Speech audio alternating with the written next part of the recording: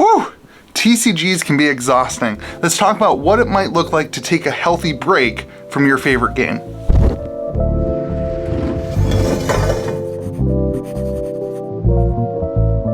Well, what's up everyone? Welcome back to Kitchen Table TCG. Me and Little Monarch hanging out, doing a video for you. I know it's been a while since we've been back in this room. It's been a while since I've been back in this room. I've been crazy slammed. I do have a giveaway for you today from Fry the Eggs, and I do have an announcement for some new merch, and then we're gonna talk about taking a break from TCGs, the things that matter. As we get into holiday season, I think it's a good time to talk about that. Let's talk about our giveaway. Fry the Eggs does amazing altars over on Instagram, and they have done a Dorinthia Christmas altar for us and a Bravo Christmas altar for us. Super excited about that. And then they've got the playmat, and they've got a bag for dice, and there's some sleeves and some awesome dice in here. Oh, I can't get it open. There's some sleeves. So we have two basically kits here for you.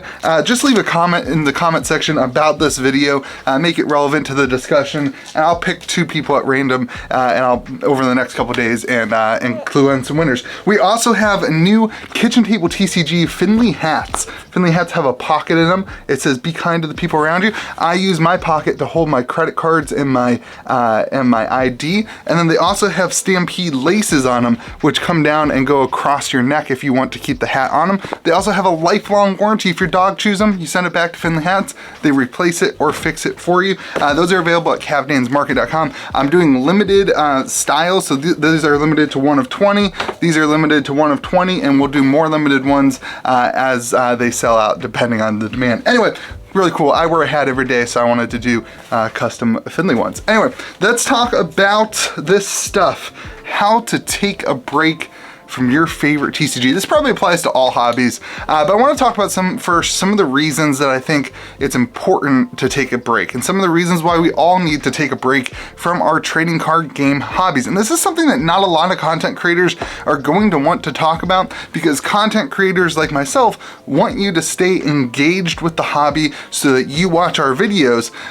But I think more importantly than that, I want you to be here long term. And I think if you're looking to be here long term in a TCG, you have to make some moves in your life to not get burned out. And getting burnt out is relatively easy in any hobby, especially trading card games. So here are some reasons why this matters. TCGs, I think in particular, are a really grueling hobby. A lot of that is due to the swings in price. You buy a card and all of a sudden it gets reprinted and it drops, and then you're just frustrated and you've invested in it, or you buy a bunch of a box and it doesn't perform as well as you want to, or the price swings kind of affect whether you're a player, investor, and collector. The price swings do affect your attitude towards the game. You may be upset about some news. Maybe the WTR print run stuff just makes you frustrated, and so engaging in this hobby makes you upset. Or maybe it's something to do with a banning announcement. We hear this all the time in Magic the Gathering and in other games, and recently we've seen it even in Flesh and Blood, where it kind of just frustrates you because you wanted to play a deck or you wanted to play with a card and it gets banned, and that just kind of takes you out of it a little bit. Maybe it's just simply put the amount of time that it takes to invest in a card game and to learn the game and to get good at the game. That's the fourth one. Feeling like you suck at the game. Like, I feel like sometimes I'm just like, I'm just not good at this. Is this even fun? Am I even enjoying it because I'm not good at it? And maybe you're in a drought and you keep losing and you're like, man, how do I really engage in this hobby? So here are some ways that maybe you can not do what I've done. I've quit Magic the Gathering 3 times in my life. And most of the time, and I haven't done this yet this recent time, most of the time I regret quitting. I say, man, I wish I would have just kept my stuff and stayed engaged in it. I wish I would have taken a break. And I feel like this is a great conversation to have, because as you get into the Christmas season, everything starts getting busy, and maybe it's important to take an intentional break rather than taking a reactionary break from the game. So here are 3 ideas for how to successfully take a break from a game so that you come back to it, so that you're still engaged with the game, so that you're still in love with it, and you're not just quitting. Number 1, take a timed break. I know this is, seems like the same thing, but the key here is to time it, to say, hey, I'm going to take a break, it's going to be this long, and then I'm going to come back. And there's great accountability to have for this. Walk into your LGS this week during your Armor event or your whatever, your Friday Night Magic, and just say, hey, listen, I'm going to take a break. I'm not going to be back for the next month. I'm going to be here tonight. Next month, at this date, I'm going to come back and I'm going to be playing. I just want you to know that I'm going to take a break, and explain why. Just say, I'm feeling a little burnt out. I think I need to take a break. And in this time, you can spend more time with your family. You can spend more time doing things that are important in your life, so you don't feel like this is bogging you down, and you can kind of hit the reset button in your brain. And I think that's a really important attitude, to just kind of hit the reset button and say, hey, I'm gonna come back, I'm not quitting, but I just need some time to reset it all and to remember why I love it, right? To miss it a little bit. That's something, like, even in relationships, right? Like, I know me and my wife talk about all the time, like, hey, we're not gonna hang out tonight because, like, we've hung out too much lately. I love my wife and I want to hang out with her all the time, but like sometimes it's just like we just need some time away from each other, especially if hasn't been working because maternity leave. We just need some time away so we can miss each other and be excited to hang out. Like, that's a normal thing, and it works with TCGs as well. This also works with purchasing. Maybe you say, man, I've been losing, I've been whatever. I'm just going to take a break. It doesn't matter what the market does. It doesn't matter what set goes out of print next week. I'm just going to take a break from trading card games. I'm going to take a break from purchasing, and I'm just going to focus on playing, or I'm going to take a break from purchasing and playing, or whatever. But take a time break and say, for the next month, for the next 3 days, for the next 6 weeks, for the next whatever, I'm going to take a break from purchasing no matter what happens on the market. And then the most important part of that is to put a time where you're going to come back. You make a plan to come back, not to quit, to take a break so you have a plan to come back. All right, number 2, talk to your TCG friends about something else. What? Why would we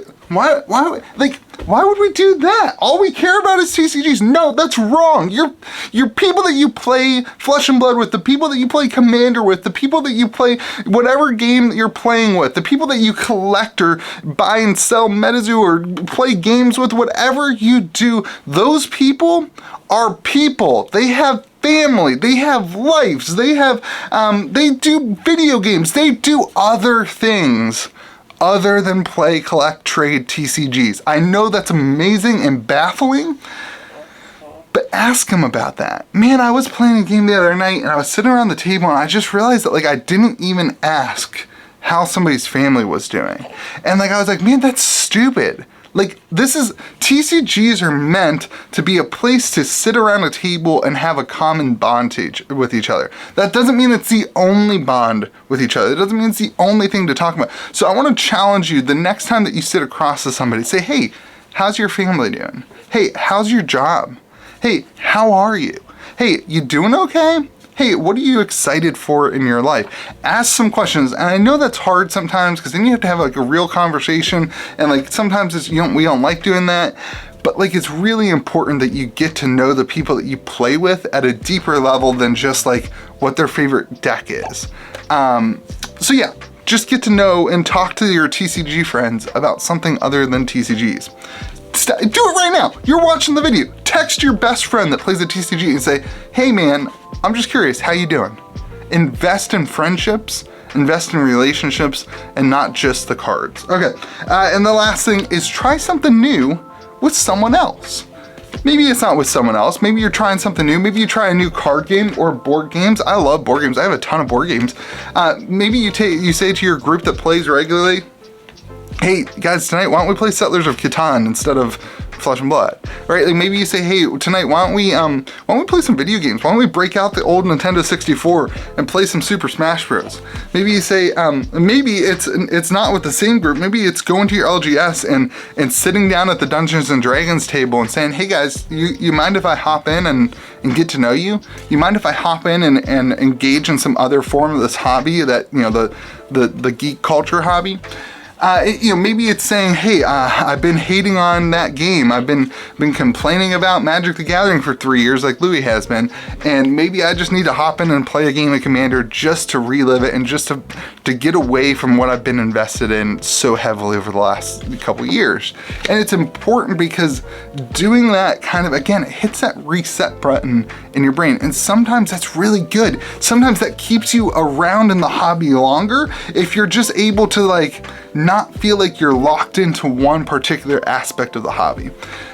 So I think those are 3 great ways that you can kind of hit the reset button, hit the timeout button, and reset your passion for TCGs, because it's so easy to lose passion when you're so invested in something, when you're so just like, when your mind is just so wrapped around it, it's easy to lose passion. So sometimes taking a big step back and remembering why you enjoy it is super important.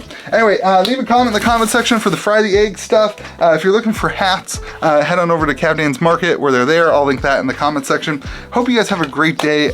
Remember to be kind to the people around you, especially the people that you play card games with. Remember that they are people and not just cogs in a machine that play board games or TCGs or whatever. Have yourself a good one. One more time, remember to be kind to the people around you, and say goodbye to Little Monarch.